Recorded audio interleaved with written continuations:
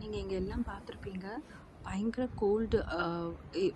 கோல்டாக இருக்குது. சொல்கிறதுக்கு வார்த்தை இல்லாத அளவுக்கு கோல்டாக இருக்குது.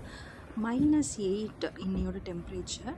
போக்குவரத்து எல்லாமே வந்து சாலைகள் எல்லாம் வந்து பனியால் மூடப்பட்டிருக்கு. ஸோ போக்குவரத்து வந்து ஒரு 2 நாளாகவே வந்து ரொம்ப கஷ்டமாக தான் இருக்குது யூஎஸில். அண்ட் வந்து சுற்றிலும் வந்து பார்த்திங்கன்னா ரூஃப் முதற்கொண்டு வந்து நமக்கு பனி வந்து மூடப்பட்டிருக்கு. ஸோ அதனால் ரொம்பவே வந்து மக்கள் எல்லாமே கஷ்டப்படுறாங்க. பட் இங்கே இருக்க மக்களுக்கு இது ரொம்பவே வந்து பழகின ஒரு விஷயம். ஸோ இது அவங்களுக்கு புதுசு கிடையாது. நம்ம யூஎஸ் வந்து ஃபஸ்ட்டு அப்படின்றதுனால இங்கே வந்து நமக்கு கொஞ்சம் புதுசாக இருக்குது. அண்ட் இந்த கிளைமேட்டை வந்து அடாப்ட் பண்ணுறதுக்கு கொஞ்சம் நம்ம டைம் எடுத்துக்கும்னு நினைக்கிறேன்.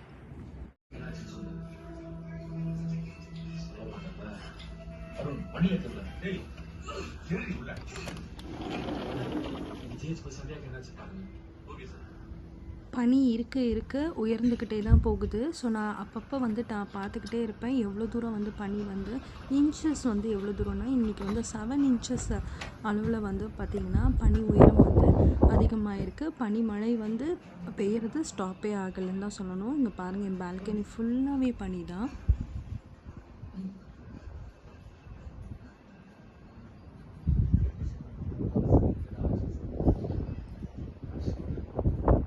நவம்பர் 28, 29 இந்த 2 நாளுமே வந்து ஸ்டார்ம் எச்சரிக்கை வந்து அமெரிக்காவில் கொடுக்கப்பட்டிருக்கு.